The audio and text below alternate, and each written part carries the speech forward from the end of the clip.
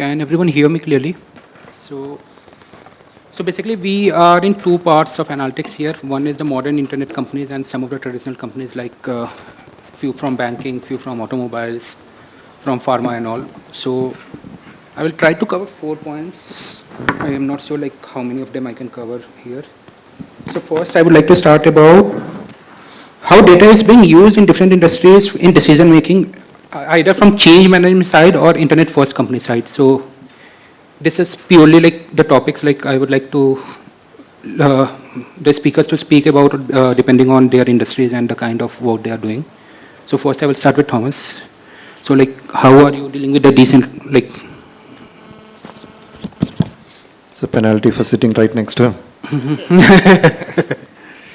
Yeah, so I'm Thomas. I'm with the Biocon group. So for folks who are not familiar, Biocon is a biopharma manufacturer, biogenerics primarily. 3 types of businesses specifically. Started off as a B2B company.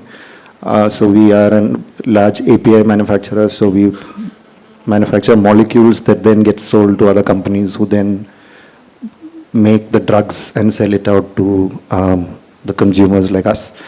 There is the entire contract research organization, which is more into the research side of it. So a large pharmaceutical company like a Pfizer, for example, outsources part of their research work to a subsidiary of ours called Syngene, right? And we actually do the research and pass on our findings to them, and they then go ahead with their drug development. And then the last piece is a group called Biocon Biologics, which is onto the B2C side, right? So we have our own biogeneric products that we sell directly to consumers. Now, each of these 3 work very differently, right? Because the B2B business is where you're selling bulk products to a larger company who then uses that. So the approach that is taken there will be very different from what gets done on the contract research side, where it's much more similar to an IT business, right? Because you have a pharma company which floats an RFP. The RFP comes in. We need to respond back saying, okay, this is how much time, effort, and cost it will be for you, for us to give you our findings. And they will evaluate multiple partners basis which they will select Syngene, for example. Right, so again, very different approach, whereas B2C is very similar to most other B2C businesses, just that B2C on the pharma side, again, doesn't exactly work like, say, the e-commerce side, right? Because you're not directly selling to a seller, you're selling to a wholesaler or a distributor or to a hospital pharmacy, and the sale happens from there. So the influencing is at the doctor level, but the buyer is the patient. Right, so the way data gets used is significantly different across each of these segments, and I think there will be a lot of similarities in regards to the usage of data. I think probably amongst all the panelists here, there could be areas where it's very similar, right? But internally, it's very different on how the approach works. Yep. I understand that thing, but in B2B side, like when you're doing contract research and all, you might not have the final acceptance results. Like once, let's say you're doing for XYZ pharmacy company, then how the customers are accepting it, how is the product going there, what are the allergies and all. So in that case, so on contract research, that is not the objective, right? The objective is, so you have, it could be something as simple as a pharma company coming to you and saying, I need 10 scientists with so-and-so specialty, okay, right? And then they define the work. They say, okay, these are the materials that needs to be purchased. These are the equipments to be used, etc. Okay. Right? Or it could be this stage of saying, okay, I need X grams of so-and-so molecule to be produced and sent to me. Okay. Right? So and then they do the efficacy tests. Of course, we do the efficacy tests on our side as well, but they need to do the efficacy tests on their side. And then if it is matches with what they had in mind, then that becomes a larger study that they might take up in future, right? Because these are very slow, long cycle businesses. Okay, fine. So Amrit, I think he would be the only panelist whose company is working in both traditional, which is TV viewership and all, like where we use BARC and all, and also in modern technologies like Z5 and other internet publication industries. So how are you dealing with this tool? Because the data used in traditional TV publications are very different as compared to the modern internet company businesses you have. Sure. So we are a content plus a media tech company. So what do we do as a business, and what is fundamentally our business premise? We make decisions around content, right? Whether to make it or acquire it. And we get, therefore, the licensing rights to it. We then have to monetize, make money off that content by distributing it across various platforms. So broadcast TV is a traditional platform. OTT is a more new age, very data rich, real-time live streaming platform. And then we also syndicate content outside our traditional markets. The way we, the challenges, I have 3 or 4 themes to tell you. The first thing is that unlike new age companies, where you grow up with the data at the center of everything that you do, and therefore naturally develop instincts, whether you are an e-commerce platform. For us, we have to develop our muscles and thinking around data. And therefore, if you have to build a data-driven culture, it requires sponsorship from the very top. Yeah? That's extremely critical for building a data-driven organization, even before you think about combining different forms of data in service of driving content monetization. The second theme that I'd like to share with all of you is that you have to have a data strategy that is based on how the company creates value. Yeah? And that data strategy then needs to identify, like Ravi was talking about, the key problems that drive value. So in the case of a content company, any content company, it's about maximizing content's lifestyle success, where content is your data subject. You then have users coming onto the platform, and like Vivek was saying, we know something about users in broadcast TV at a cohort level. And we know, with users' consent, we know much more about users as they are interacting on our OTT platform. Yeah? That's a very data-rich environment. So our second problem is that your content is a given, because content decisions have a, let's say, a idea to productionization cycle of anywhere between, depending on the kind of format, a few weeks to several months. Your content is a given, so therefore with a given content, you have to maximize consumer lifetime value, yeah? Or net consumer value, which is consumer lifetime value minus acquisition and retention costs. And therefore, you've got a very different data subject and a very different problem. Finally, we make money through multiple models, right? There's an advertiser-funded model, and there's a subscriber model. So you need to then say, okay, given content and given consumer, how do I maximize that advertiser/subscriber value? And last but not least, you have on the OTT side, you have got a product layer and an experience layer that needs to be optimized too. So as you can see, we construct a data strategy that is the heart of how the company creates value. And the key trick then is for the business to embrace the models that the data team creates. Data team has skin in the game. It actually is accountable for outcomes. Yeah? So part of the data team's contribution and evaluation is driven in the outcomes that they help drive. Yeah? The third thing that I would say is that as a team, you should embrace the idea that you need to understand and develop a working knowledge of the business domain. And therefore, you work not in silos, but in very close collaboration with your business partners. Similarly, you have to spend time, right, fertilizing and explaining and socializing the underlying principles and concepts with your business partner. So this cross-fertilization is very key. And it's a very high touch. You would like to ideally, like a scientist, focus on your models and focus on your creation. But communication, having a common language that the business partner understands. And that's one of the things that I do in my role, having been both on the business side and now on the data side, is actually to bridge that gap between vocabulary, taxonomy, ontology, right, between these two sides, so that you're communicating what you're attempting to do. And finally, right, the way you make a difference is embracing proof of concept, willing to accept something less than perfection, doing a lot of test and learn, right? Focusing on explainability of the model, right? Ensuring everything that you do is a co-pilot architecture, so it is human in the loop decision making, because you recognize that the data you're capturing is only part of the truth. You're capturing only behavioral data. The consumer lives outside the platform, yeah? And there is a lot you don't know about the consumer's life. So that's the way you approach it, I think, and those are the messages from my experience that I'd like to leave behind with you. So. Yeah, in fact, just to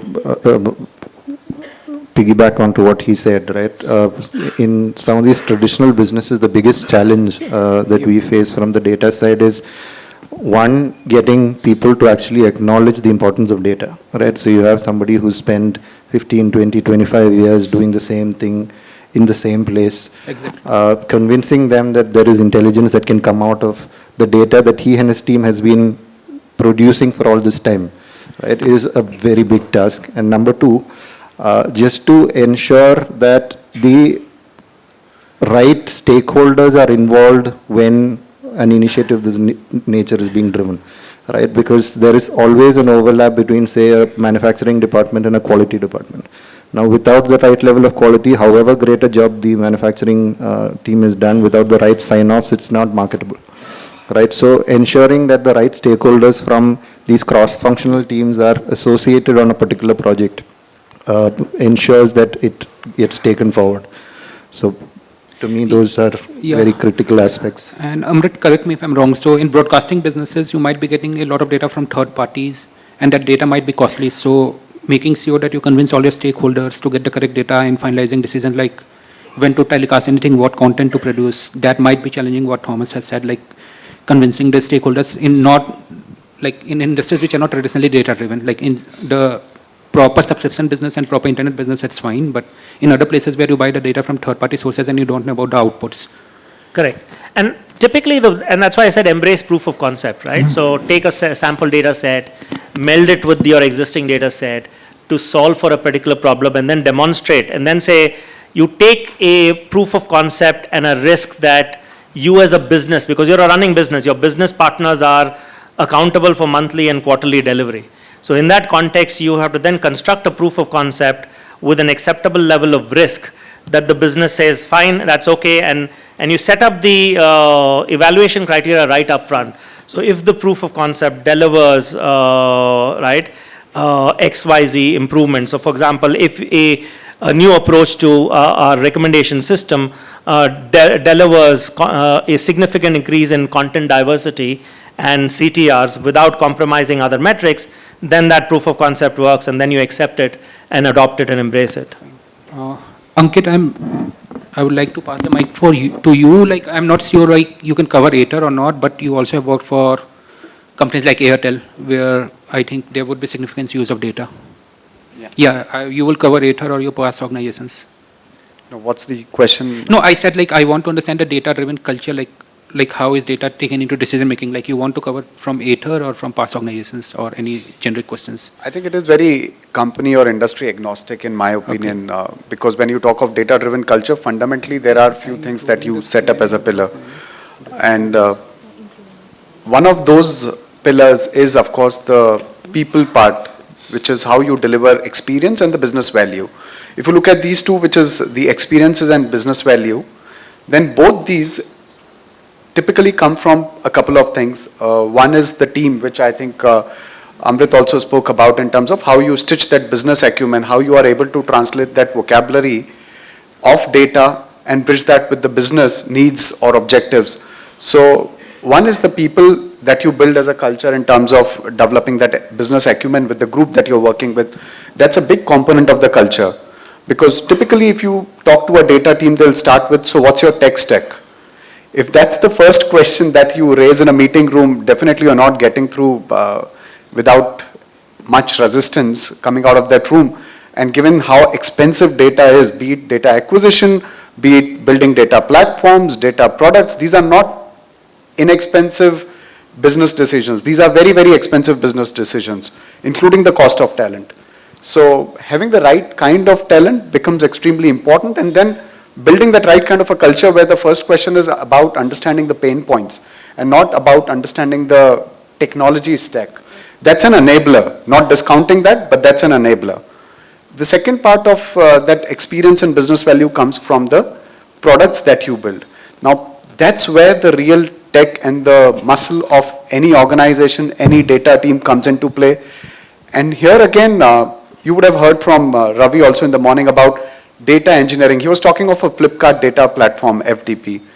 Now, many organizations would aspire for such data platforms or already would be in a progress to make some sort of unified data platform.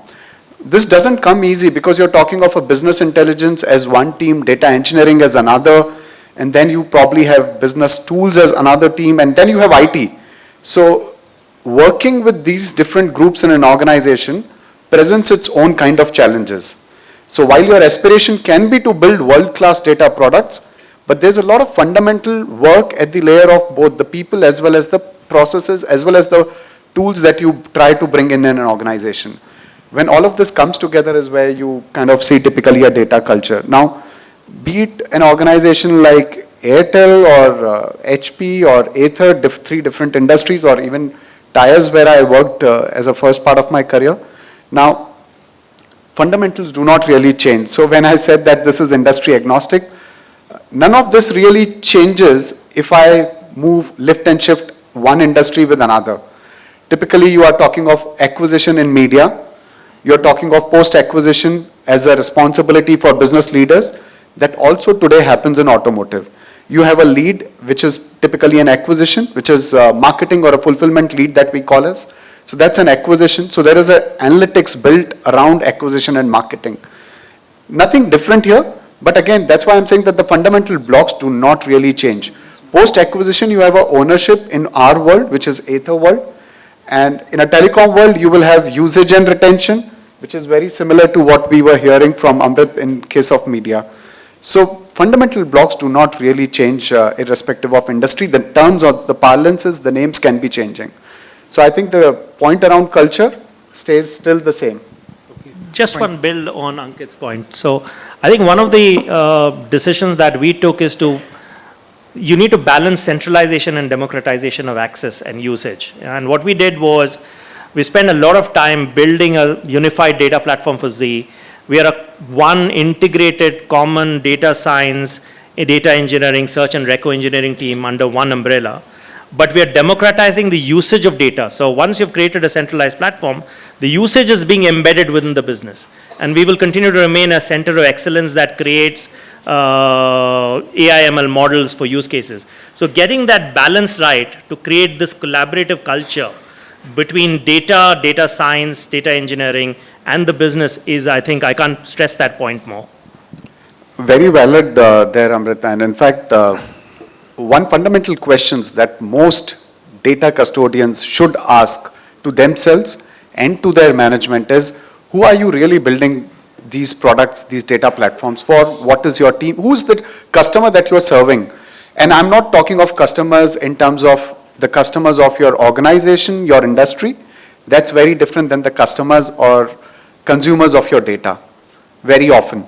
So it's been an observation across that we tend to miss as to who are you serving and what's the data maturity of your organization.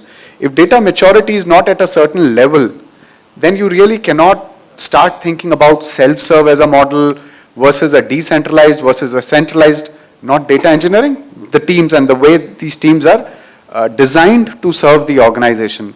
So how you structure your team also starts defining or becomes part of that culture that you want to drive within the organization as well as within the BI or data teams. So very interesting topic we just touched upon. I just want to add a few points over there, right? So data strategy definitely a very big term. Maybe if you just ask everybody or few folks in the hall, right? Everybody will have their own definition of the data strategy, right? And I actually agree a lot with what my colleagues has said. One point I have to add over here is the stage at which you are defines your data strategy a lot, right? So every product or every startup or every company goes through the phases right? Whenever you are in a product market PMF stage, or you are in a first stage where you have a PMF but you are struggling or trying to find some customers, right? And then comes the next stage where you have a sufficient base in place, and then you are trying to scale up, right? So at every stage you have to have a different flavor of the data strategy in place, right? Maybe in the PMF stages, you may need not to worry at all about where all the data should flow into, and how everything will be structured and all those things, because you don't even know whether the data is going to be used tomorrow or not. So it's very important to decide and agree on a stage, and based on that stage, decide on your data strategy so that you can do the iterations quite often and very fast. Sure. If we can pass the mic to Sumanta, he can talk more from the banking, which is like the core of a lot of ecosystems or government systems on over there. And I think Bank is present in Philippines, right? Yep. Yeah, so if you can talk about like how data is getting used there, and it's also a highly regulated one. Like. Yeah. See, I think banking and where the data is extremely important and it's core. And the banking is not new, like it's like 100 years old, and the people used to take decision based on the data. Data was not easily available. Now, in the last 2 decades, data is coming very differently, very fluid, and with very high velocity. And now, if I talk about 2 things, like what is the traditional banking versus what is the digital banking, and how this is evolving. And I think the COVID accelerated that very fast. So, in banking, if you see starting from the acquisition to retention, collections, everywhere, the data is the core and where you are taking the decisions. I am not talking about the data strategy which needs to be aligned with respect to the organization strategy, vision, the management, and the data-driven culture should start from the top. I think that we spoke about. That's pretty much normal. Now, if you look into the industry right now for banking, in last 3 years in Asia itself, there are around 6 to 7 countries given around 70 plus digital bank licenses. So now what differently is happening, and what we are thinking about that, it's called the elevated banking, which is very different. For example, the customers, we want to enable them not going to the branch, they can do the banking from anywhere, anytime, and the basic banking products are available. And how we can do the financial inclusions towards the entire customers, and the entire thing needs to be done through the data. Because any decisions when your customers, you are taking for the customer starts from the data. For example, in Philippines in 2019, the total, the banking populations, out of that, the people who used to do the banking is around, I think 26%. So the country now decided, and the government also supported that extremely well, and they are trying to cover the inclusions and underbanked populations. So now if you look into these particular situations, in 2 years' time, it is 46%. And what we are trying to make it very basic, easily available, and also inclusive. For example, in the traditional banks, if a customer is having that 10,000 peso, or in Indian rupees 15,000, and starting for a loan, it's difficult. But now a lot of these fintechs and the digital banks are coming up. They're enabling that decisioning through the data, where you can give more the financial products to the customers, which was not available to the people in every corner of the countries. So I'll stop there, because data is extremely critical. We spoke about that, what is important, because it needs to be aligned with respect to the organizational strategy from the beginning. You need the right talent, your right data platform, strategies, and then the product what you build, definitely it needs to generate the value. If the value is not generated, we should rethink that what we are creating through the data. Every data is valuable if it is not garbage. So you should be very careful that what we are doing as a garbage in and out versus the right data and strategy to be applicable to generate the value.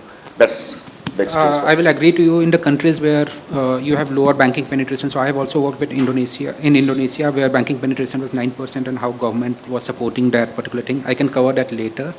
But before, I want all the panelists to discuss about that. So Achal, like you are more like in the internet first companies, and you might be getting a lot of data both from your own products and also from marketplace. Like you also sell a lot of marketplace insurances, and I'm not sure about loans and all. So how, and you have the traditional transaction in UPI business, like which is your in-house. So how do you use this data and how do you drive the... Yeah, thanks Vivek. And hi everyone, I'm Achal from PhonePe, and in the interest of time and because my peers have already covered a lot of points here, I'll keep it short. We are not a marketplace, we are a payments app, and yeah, we're really doing well in the UPI space particularly. I think two things I do want to add is, I think traditionally in India, there's been a very clear line demarcation between regulators, government, and private entities. I think that line is really blurring, and UPI is one of the, an shining example of how private entities working with the government can really build something absolutely path-breaking and revolutionary that is now being expanded into countries all over the world as well. So, and this has been nothing complex actually. It's been sharing talent, it's been sharing insights, it's been sharing simple data, and none of the complex stuff actually that's gotten is here. Probably over the next decade, UPI will evolve to involve more data science and AI and ML and all of that. But today it's been built on a very solid foundation of very simple principles. So I think that is something that is really changing in the industry, and especially with banks and the government entities and all the private entities working together.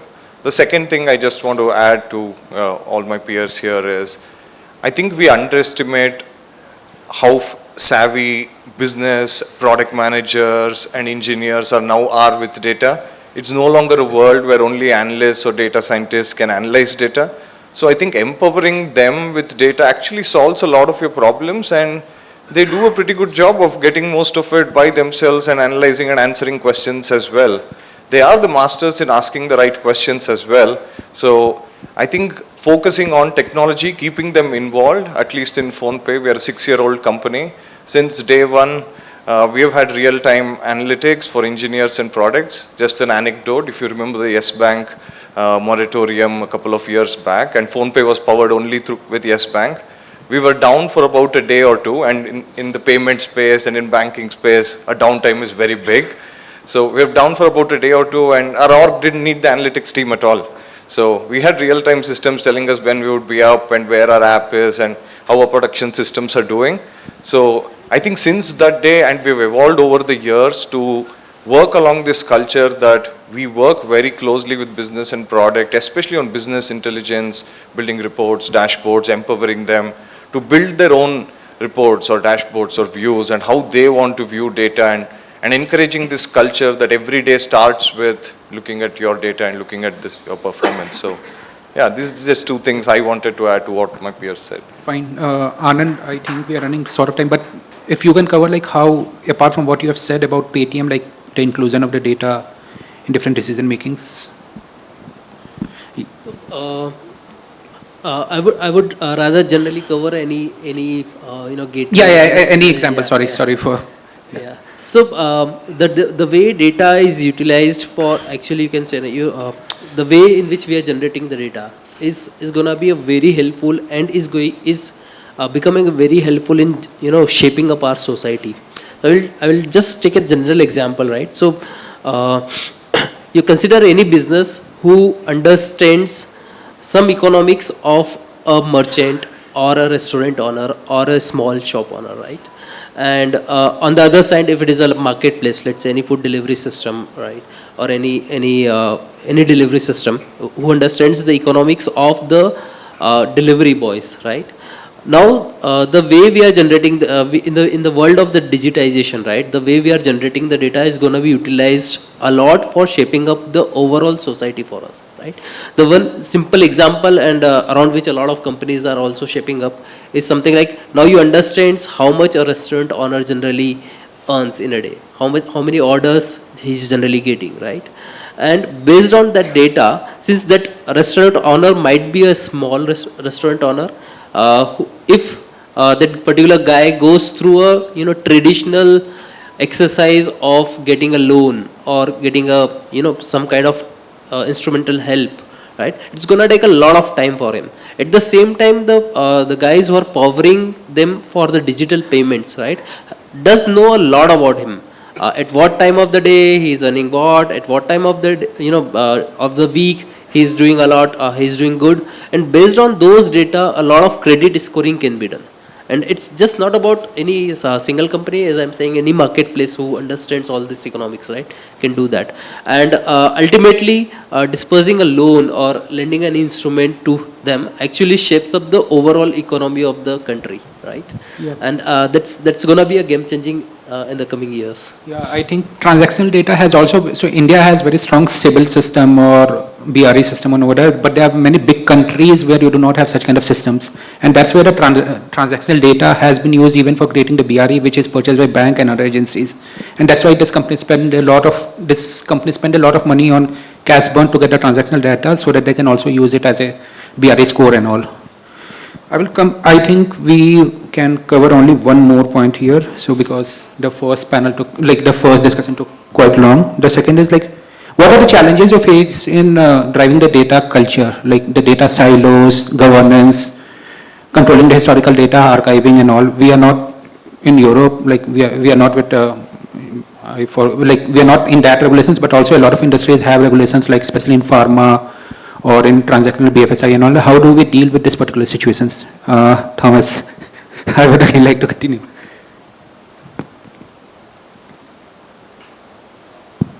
Yeah, so like I was saying, right, in traditional industries, this is a big challenge. Yep.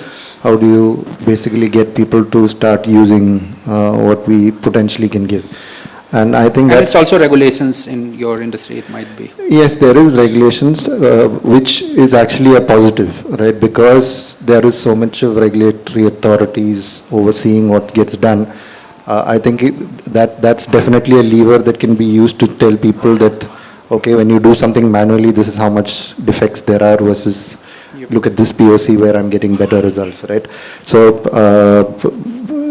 just as an example, the way we've been driving it is to basically align with what the business goal or the strategy is, right? So if one of the areas that and we are in a very nascent stage within the Biocon world, it's an old company, we are still figuring out what our data strategy needs to be, the structure needs to be. So it's a lot of POCs being done currently. The POCs though are primarily picked in areas which are very associated with what the company wants to do. So for example, if the bringing down the cost of manufacturing is an area that needs to be focused on, that's an area where we put people on, that's an area where we try to figure out what sort of data potentially can come in. If there have been a few cases where there have been, say, an FDA audit which called out functioning of a particular lab, right, to try and see. FDA for the normal? That's basically the drug authority in the US, which basically oversees their healthcare system, the Food and Drug Administration. So if they have been an audit, and they basically audit every lab, every manufacturing plant across the world, as in if you as a company want to sell your products in the US. And every country has similar structures. So if there is an audit query, then that's a big hit on you as a company, right? So then we try to pull data from various systems that already exist, right? And then try to do a POC in regards to where things are actually going wrong. So our strategy right now, while we're taking those baby steps, is to try and focus on specific areas where the company seems to be struggling, and using data, how can we solve for that? And basically hoping that leads to more number of people within the organization having respect and trust in the data and the outcomes that data can potentially provide. You can cover from any of your industries or No, I think the core challenge, as I was saying, was about how do you communicate and build trust and a collaborative culture, right? Because unless you're willing to you can very easily get sucked into a rabbit hole of doing a lot of projects and initiatives. But if they don't move an end business metric in a company like us that's transitioning to build a data-driven culture, if you don't move the end outcome metrics, then people will lose faith very quickly. And therefore, one of the things that we have been conscious about is, even as we transition from having built this centralized platform, is actually work towards moving the end outcomes, so that business then sees the connection between data products, data models to the end outcomes it drives, and that builds faith, and that then creates a culture. So focusing on communication, collaboration, and building trust, and cross-fertilizing understanding between business and the data team is fundamental to overcoming challenges.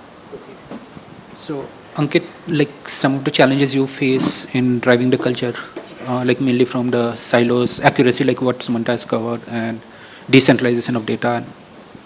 So something very similar, but an interesting example to quote for, in one of the previous organizations, we were working on SMB. SMB continues to be the focus for many organizations. And the number of many is only emphasized that almost everybody is very focused on SMB in countries like India and China. What is SMB by? Small, medium businesses. Okay, small, medium My businesses. apologies. So in China, there are about 60 million of those SMBs that exist. The worst or the most challenging part in discovering such pockets or such target groups is that you do not have something which is very accessible, reliable as data, whether through a third party or through your own intelligence as an organization. It is always very difficult. So eventually you end up relying on your channel partners. Now channel partners, while again they may not have consolidated data, but you are trying to cater to a particular market segment through that group of channel partners who are very specialized. Now, we did some really strong machine learning work on the understanding of these channel partners, tiering of channel partners. Channel partners alone were running into few hundred thousands. That's the magnitude that we are talking of when you talk of China as a market. Now, when you are looking at that market through the eyes of your channel partners who are catering to a particular target group that you desire to reach out as a company, top 20, 30, 50 are usually known to the sales teams. They are top of your mind. But when you go beyond that, now to the sales team, cutting it short, to the sales team it doesn't matter what kind of a machine learning technique did you use or what kind of a statistical model did you apply there. What matters is eventually how much was the impact that you delivered through that piece of analysis. So while it alludes to the same point which was made by Amrit in terms of whether it's moving a needle or not, it doesn't matter what went behind, how complicated was it, but the outcome, usually the outcome is more simply measured in terms of that business value. And if you're not able to deliver it, then I think doesn't matter how complex that piece was. So that challenge continues to be there. And that is why you need a very strong, when you're building data teams, you need strong mix of people who understand business as well as understand the technology behind the data models or the machine learning or the data sciences as a field. So, Sumanta, you were... Yep. No, I think very importantly, how we build the trust of the data to the business owners. And while there are silos, there will be silos, but how you can use a single source of truth which can be cascaded rather than data being pooled or used in different silos and then people spending most of the time on recording the data and then questioning the data, okay, for decision making. I think that's the dangerous part what I've seen in many organizations and like who are there in different stages. So whatever the data strategy, the data platform we have, but if we can't maintain that single source of truth for any metric, KPIs or whatever we do, and if we can't build the trust, I think that is where is the most of the problem occurs. So what I suggest in these things, what I've seen based on my experience as well, if that is happening, I think that should be the part of the core strategy, rather than like, while the democratization of the data does not means that people can define any metric in any way and use it in different ways. So I leave the thought there, but I think some of you may be facing this one or faced it earlier. Yep. Achal, like, Yeah. so how do you use in your transaction business and all, like payment transactions? Yeah. I think on the culture bit, a lot of it is mostly covered, and one part I do want to add is I do not essentially agree that culture comes top down and that the leadership is the champions of the data-driven culture. I think it can be ingrained very effectively at all levels of the organization.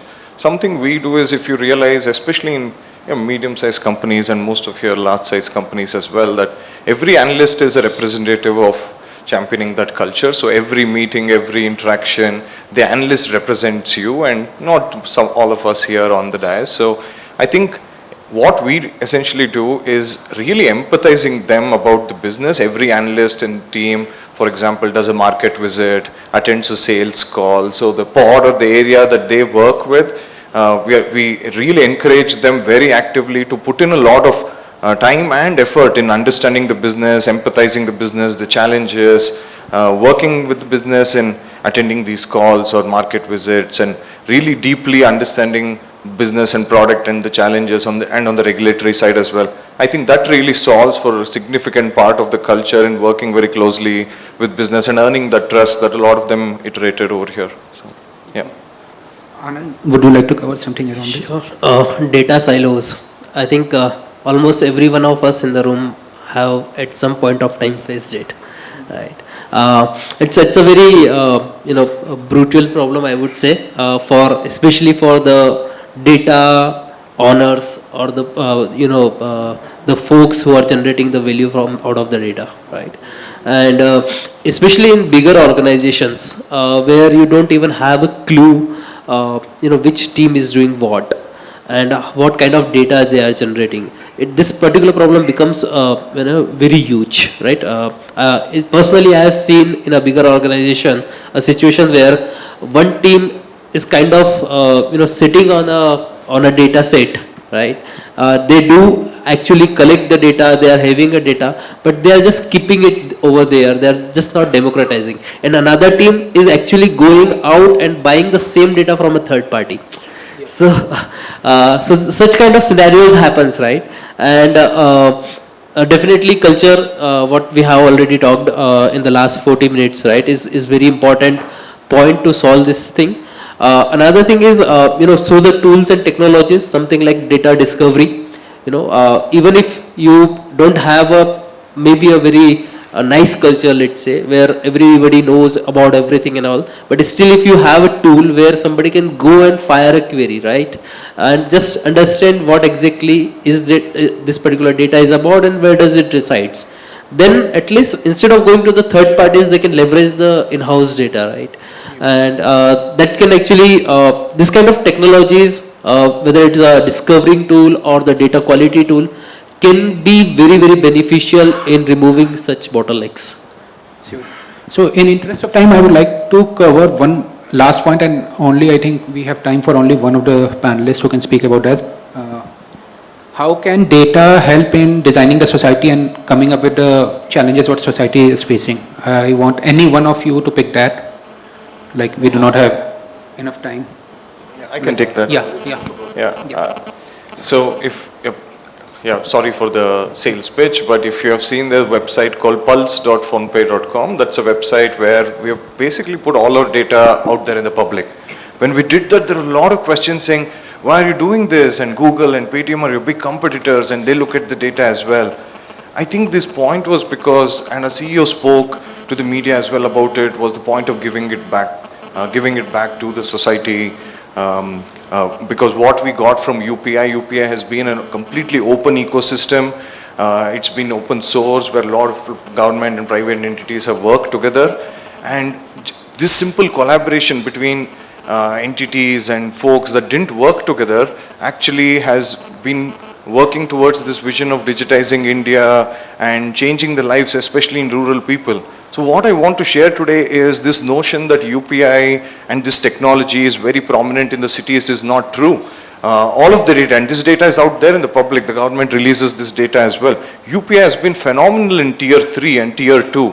So what simple technology and collaborative efforts with government, because the reach that the government entities have and the regulatory folks have, that it's phenomenal in India. The scale with which you can reach with them is far beyond what you can do just in the metros and cities. So I think working very collaboratively, working very openly and identifying pockets. We have worked very closely with the government in saying which areas, so government has developed a digital India index as well. We've contributed in developing that index not just with data, but with, thought partnership as well. So we worked with the Indian government to identify pockets of the country which are not digitized, pockets of the country where digital adoption can increase, or the growth rate of the adoption and the breadth of the adoption can increase. And this has been what's been the growth story of Digital India. And behind the scenes, while it looks like it's the government talking about Digital India, it's been a very big collaborative partnership with a lot of folks here being indirectly involved possibly, and a lot of entities and government and private companies being directly involved as well. So. Yep.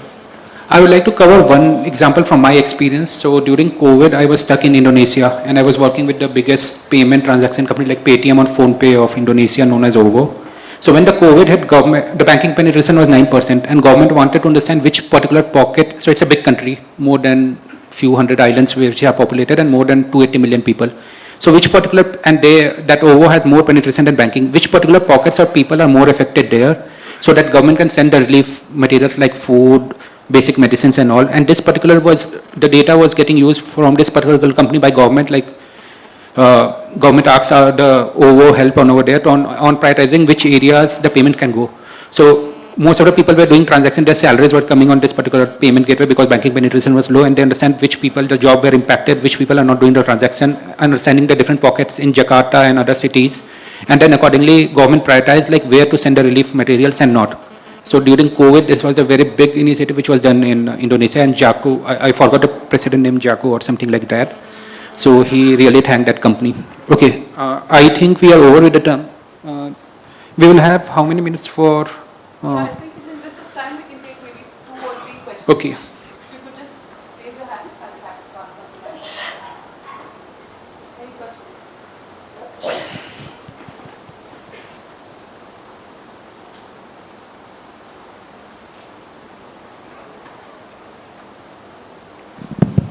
Yeah. So we talked about data democratization and the maturity models, right, where your company is with data maturity. In my experience, I've seen mostly people, ending up more relating to visualizations and focusing more on dashboarding and trying to get analysis. How do you sort of enable more penetration into businesses to really drive that data-driven culture in terms of, I think you talked about doing specific area POCs relating to improving the value generation area. But apart from that, what are the other areas that you have touched upon which have really increased the usage of data?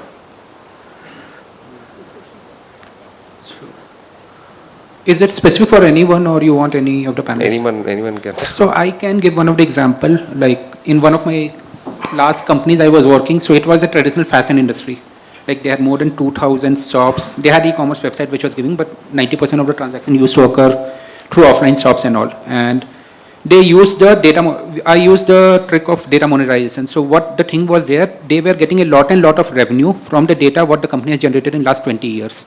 So all this data was being used with big brands like Tommy Hilfiger, Dolce & Gabbana, Calvin Klein and all, in understanding like what consumer are looking at, what size level, what particular color and all. And on basis of this particular thing, the company was getting either the big companies were paying them heavy amount, or they were giving exclusivity of the products so that the sales can go up, or either the third thing was around, a special discount on the merchandising what they were purchasing. This is more B2C, right? I mean, I feel like it is B2B, purely B2B. Yeah, because the retailer was dealing directly with the brands, okay, or the manufacturers. Okay. So this was how the partnership used to occur, and this particular was used, and the company generated a lot of revenue. And apart from that, they also got the exclusive rights of a lot of products which they were selling, and that drove the revenue too.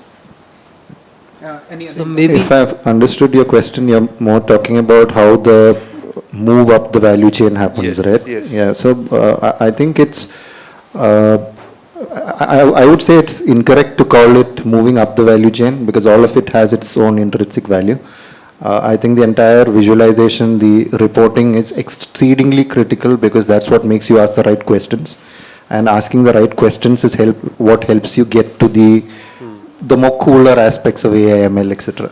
Right? So Just to give, as in like I was saying, on the pharma side for us, we are very much in our nascent stages of trying to move up that value chain that we just spoke of. At the moment, there's a whole lot of exercise in regards to ensuring that the reporting is happening in a standardized manner, ensuring that you don't have multiple groups within an organization who ends up reporting the same KPI, each of it looking different because they've all looked at the data differently. So that's one big standardization aspect which is extremely critical for ensuring that there's standardization from a data perspective across the organization. But as an outcome of that, we are also able to see specific areas where we're not performing well, right? Like for example, we see that for scale up from a laboratory scale product to a manufacturing scale, right? So here you're talking about a small reactor which is 1 liter in capacity getting scaled up to a 50,000 liter capacity, right? Now here you're talking, again, you have live organisms which is actually producing the drug that you want. The moment the scale changes, the way the microorganism behaves inside changes, because the movement of the microorganisms inside the reactor changes. There's an entire thermodynamics aspect which comes in, more bubbles which gets formed. That has an impact on the growth of the microorganism, which then subsequently has an impact on your yield, right? And to ensure that what you got in the lab scale works exactly the same in a manufacturing scale is not that straightforward. It's, if you say that earlier my oxygen level was so much, my pH was so much, etc., and you replicate that at a larger scale, it doesn't work, it doesn't translate, right? So you need to predict as the scale changes what needs to change. So there is, so because we were able to see that over time, the time that we are taking to scale up is going up, right? It should ideally come down, but it wasn't. We did this small pilot where we looked at all these aspects, the size of the reactors, what all different parts were there, how was the stirrer moving, what is the composition of the reagents inside, what microorganism, how much pH, how much oxygen, how much carbon dioxide, all of that, right? And then created a sort of a simulation model which helped us identify, okay, how will this behave, and basis that, what should be the different parameters at the larger scale, right? But it all started with that reporting which basically told us that there's something wrong happening, because scale up after scale up we were seeing that we were not getting more effective when we were doing it manually. All right.